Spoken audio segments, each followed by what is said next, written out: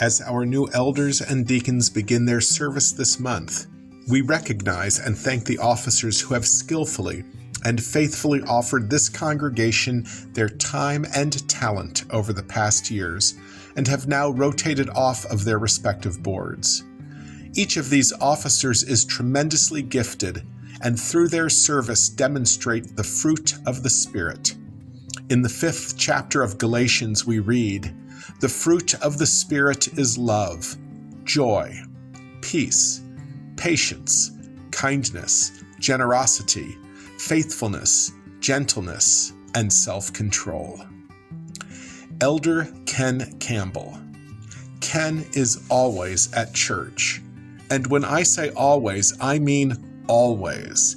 Ken faithfully maintains our building and grounds. It is not unusual to walk into the building at some strange hour and find Ken on his hands and knees scrubbing a stain out of the carpet.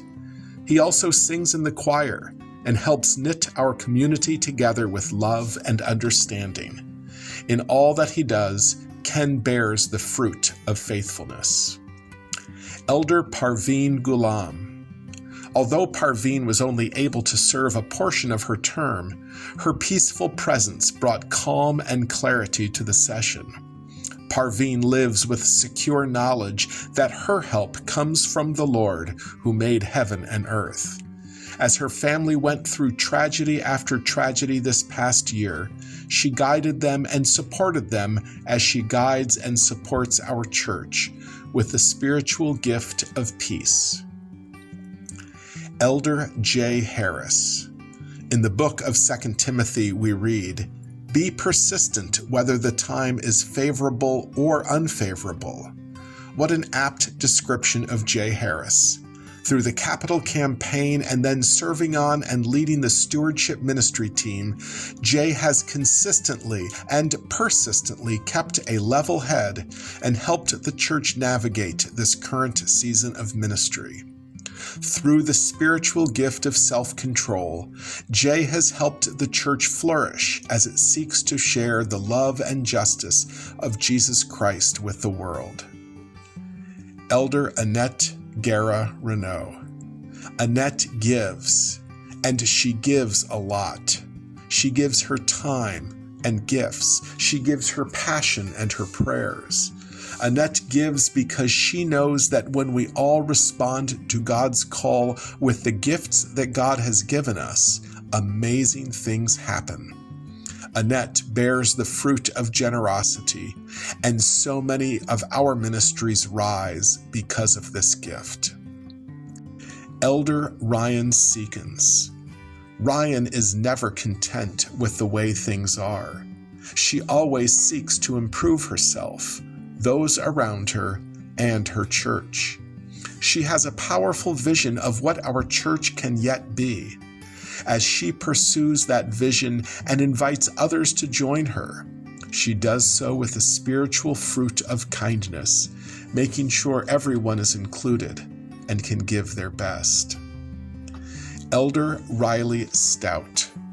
Riley changed the vocabulary of the session this year. Quite an accomplishment for any elder, and especially for one so young. The session now talks about Facebook and Instagram and TikTok. Riley joyfully shared her knowledge and passion for promoting our church through social media. Through the spiritual gift of joy, she has helped put our church on a new path to the future.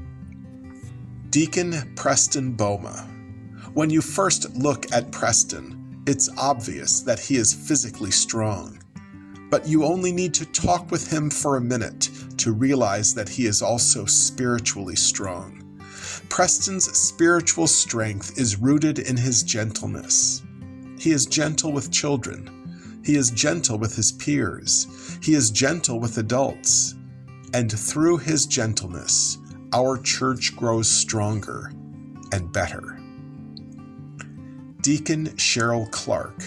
Cheryl Clark is the embodiment of love.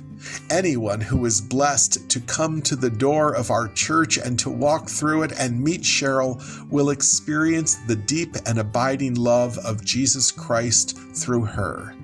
Cheryl is never too busy, never too preoccupied, never too distracted to express the spiritual gift of love.